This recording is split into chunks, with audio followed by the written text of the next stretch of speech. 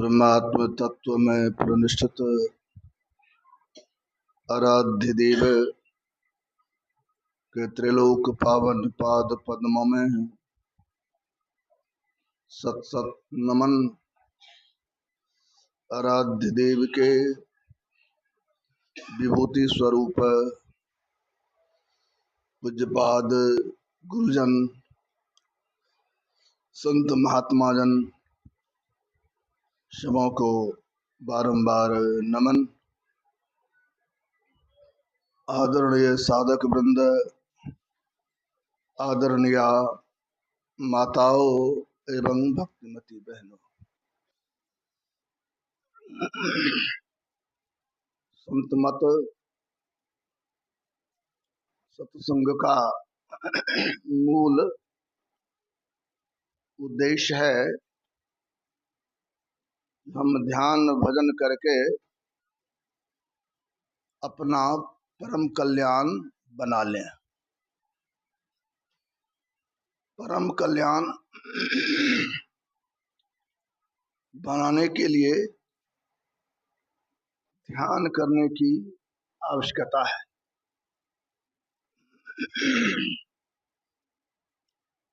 आराध्य देव जब स्व शरीर थे तो बराबर ध्यानाभ्यास का कार्यक्रम करते और करवाते रहते थे। उन्हीं की ये परंपरा है। आज हम लोग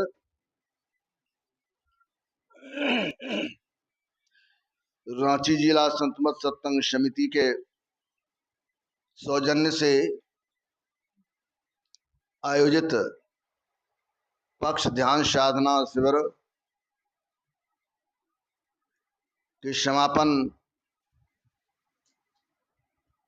समारोह में गुरुदेव के ज्ञान को दोहरा रहे हैं।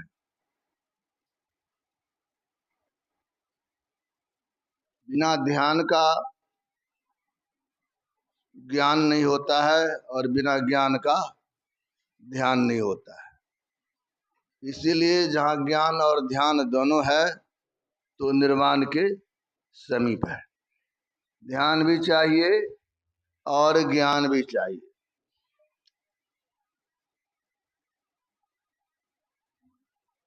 जहाँ पर हम लोग ध्यान करने के लिए आए हुए हैं, ये जगह बड़ा पवित्र है। हमारे आराध्य देव के मस्तक स्वरूप पूज्यपाद भारती संत सेवी परमहंस जी महाराज बराबर वे यहाँ पर रहकर लोगों से ध्यान भजन करवाते थे और स्वयं भी करते थे। उनके द्वारा ही ये कार्यक्रम यहाँ पर वर्षों से संचालित है।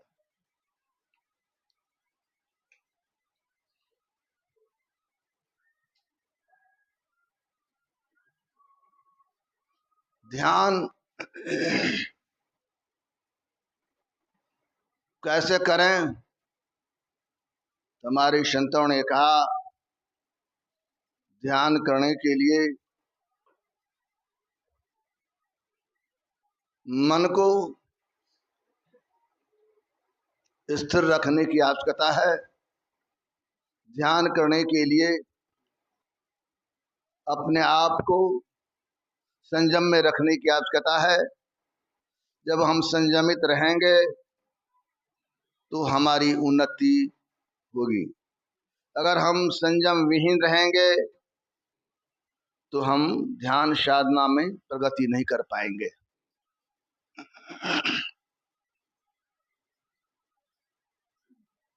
जिस प्रकार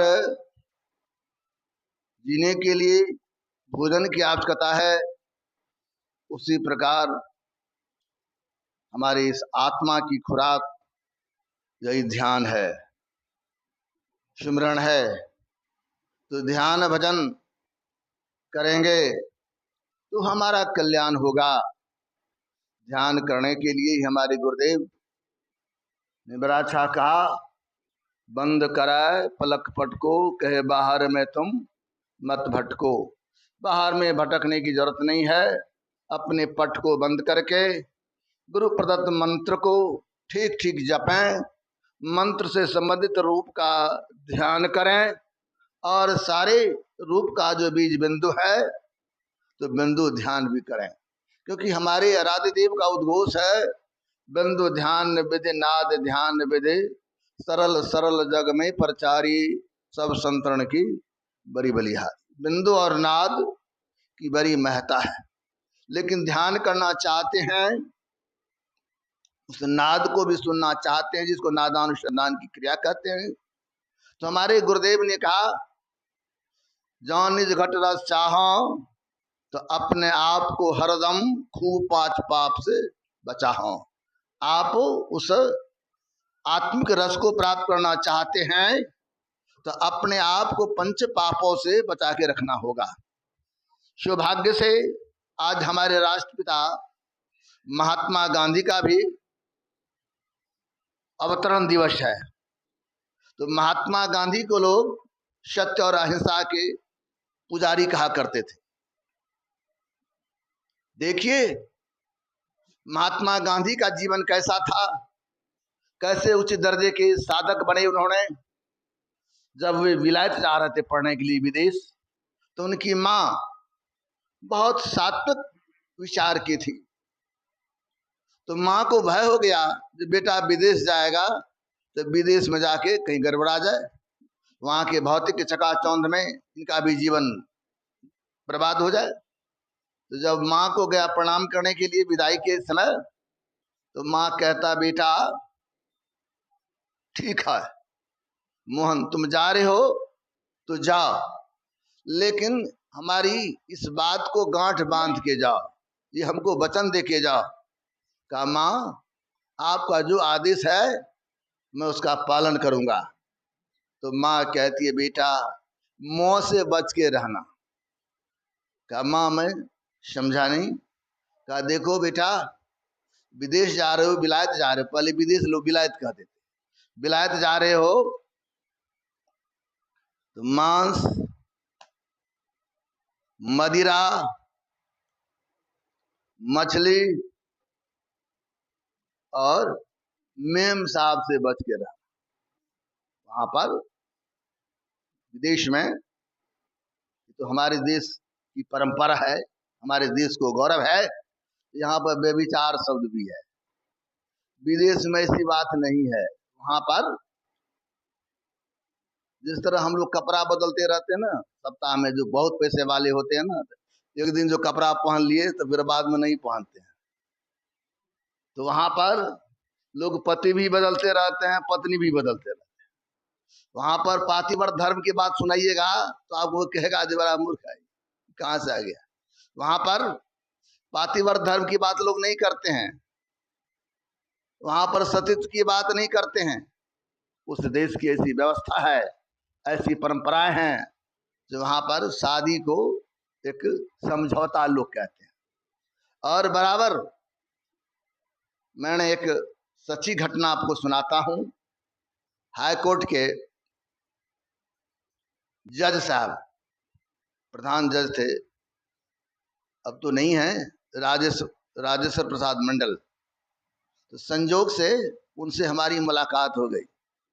तो मैंने कहा, आप तो जज हैं और विदेश भी जाते हैं, तो आप कुछ कुछ सुनाइए वहाँ की बात।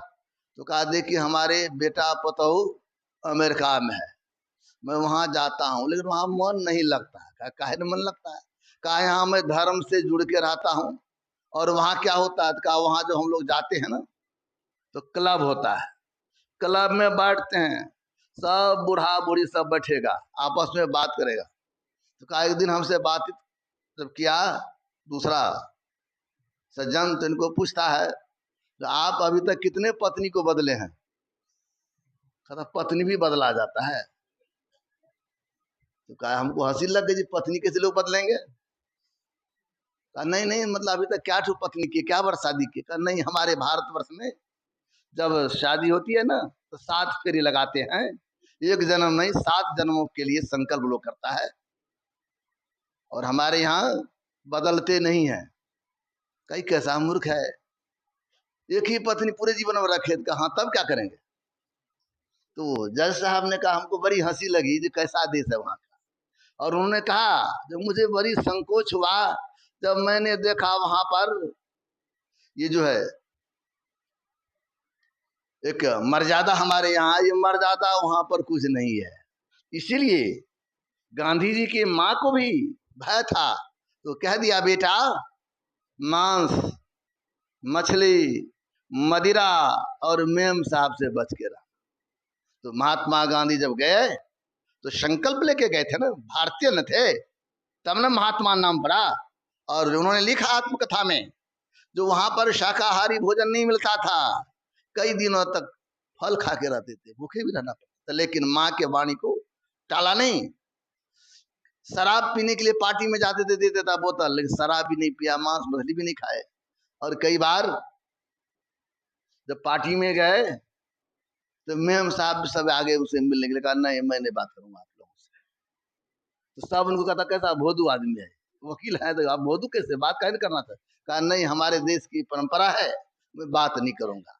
तो वही बाद में राष्ट्र बापू बने, महात्मा गांधी का भाव क्या है, जिनका संकल्प बल मजबूत होता है, जिनका आत्मबल मजबूत होता है, तो उन्हीं के पास शस्त्र बल भी रहता है। और जिनके पास शस्त्र बल रहेगा तो उनका सब कुछ ठीक ठाक रहेगा।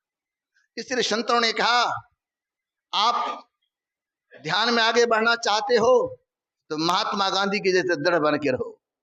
ध्यान में आगे बढ़ना चाहते हो, आराध्य संत सदगुरु महर्षि परम जी महाराज के जैसे दृढ़ बन के रहो। ध्यान में आगे बढ़ना चाहते हो, स्वामी विवेकानंद के जैसे अडिग बन के रहो, तब आगे बढ़ पाएंगे। हम लोग के ऊपर आराध्य देव की महती कृपा है, जो हम लोग यहाँ पर इस पक्ष ध्यान साधना शिविर में सम्मिलित हुए।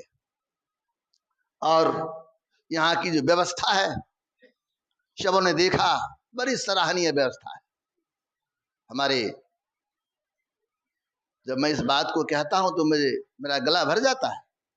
हमारे पूज्य गुरुदेव महर्षि संत सेवी परमहंस महाराज, जो बहुत उनसे हमको प्यार मिला, बहुत स्नेह मिला। और जब मैं वहां रहता था तो उनके दरबार में हमें जाने में कोई रोक टोक नहीं होता था, और सबको परमिशन लेना पड़ता था।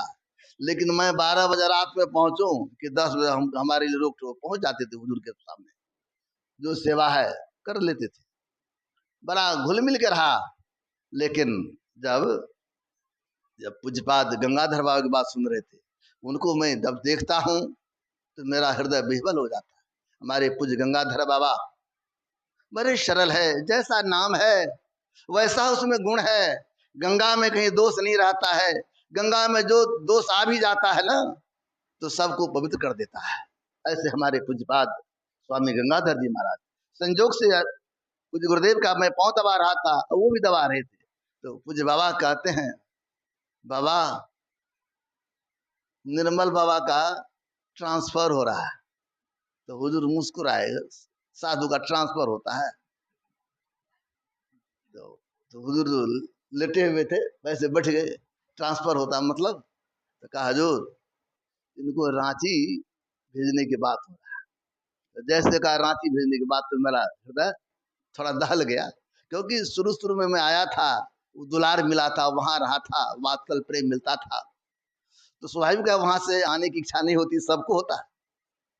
तो मैं हुजूर के मुंह की तरफ देखने लगा। तो हुजूर कुछ देर देखे, तब कहते, देखो जी निर्मल, अरे घबराने की जरूरत नहीं है, गुरु महाराज सब जगह रहते हैं, गुरु महाराज का काम न करना है, जाओ, कोई दिक्कत तुमको नहीं होगा, मेरा आशीर्वाद है, जाओ, तुमको कोई परेशानी नहीं होगी। और जो कोई तुमको कठिनाई हो तो तुम मुझको कहना, जाओ तुम। और जब मैं कुछ नहीं बोलने लगा तो हुजूर कहते, देखो निर्मल, तन की दूरी दूरी नहीं होती है, मन की दूरी दूरी होती है। और उदाहरण दिया, देखो दो भाई एक ही आंगन में रहता है, और आपस में अगर दूरी हो जाती है तो दोनों भाई एक ही आंगन में है, लेकिन बरसों बात नहीं होती है। और अगर मन की दूरी नहीं रहती है तो मीलों दूर रहता है तो लोग बातचीत कर लेते, मिल लेते हैं। इसीलिए जाओ, तन की दूरी दूरी नहीं, मन की दूरी दूरी नहीं होनी चाहिए। जाओ तुम, मैं तुमको आशीर्वाद देता हूँ।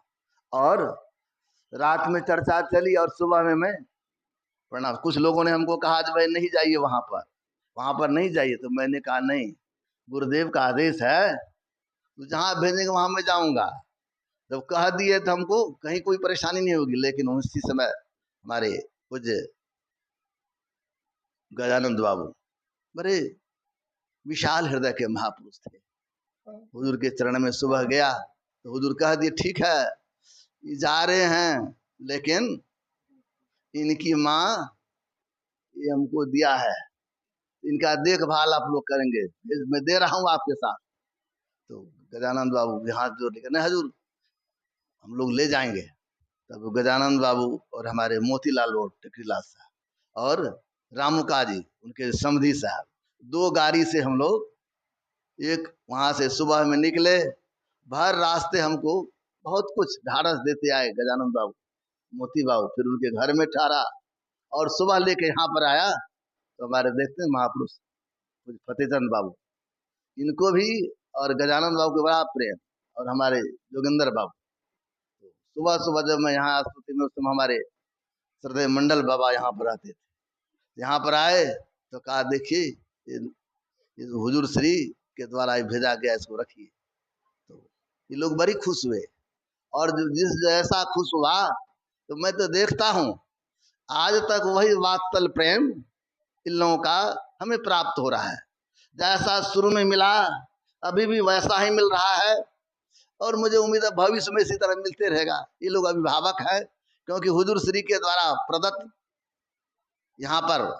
लेकिन साधु हम लोग एक जगह स्थिर तो नहीं रहते, हम लोग तो संत मत का काम करते हैं, गुरु महाराज का काम करते हैं। जहाँ जरूरत होता है वहाँ जाना पड़ता है, और हमारी जो व्यवस्था है उस व्यवस्था के मुताबिक आचार्य श्री ने मुझे वहाँ बुलाया तो वहाँ भी देख रहा हूँ, और वहाँ से सब जगह जाता आता हूँ।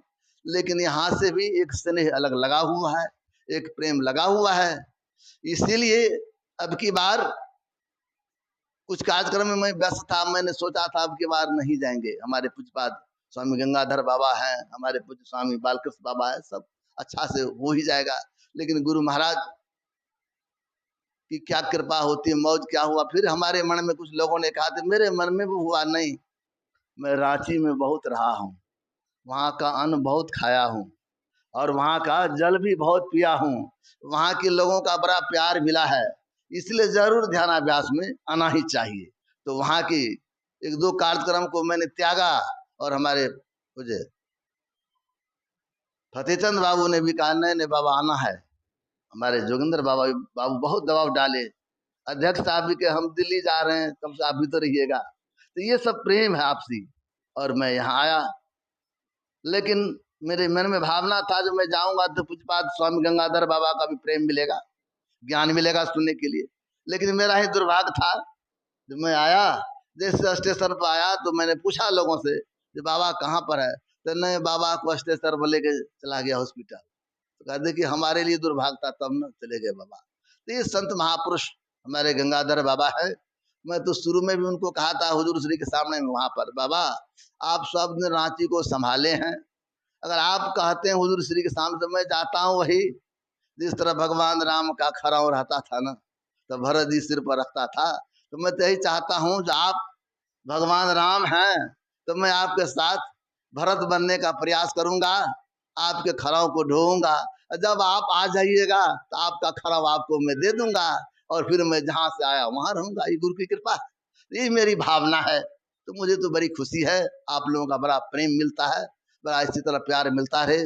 और हमारे जितने साधक भाई बंधु हैं, बहनें हैं आई हुए, सबों ने इस सत्संग में ध्यान में भाग लिया है। तो गुरुदेव कहते जो थोड़ा थोड़ा भी ध्यान भजन करेंगे ना, उनका संस्कार मिटता नहीं है। थोड़ी देर भी जो ध्यान भजन कर किए होंगे, थोड़ी देर के लिए जिनको भी एक छटक भी कुछ दिखाई पड़ा होगा, वो संस्कार आगे भी काम आएगा। संत कबीर बाबा ने कहा इस संस्कार के बारे में, भक्ति बीज बिन से नहीं, जो जुग जाए अनंत, ऊंच नीच घर जन्म ले तो उस संत को संत। भक्ति बीज पलटे नहीं, आए परे जो चोल, कंचन जो बिष्ठा परे, घटे न ताको मोल।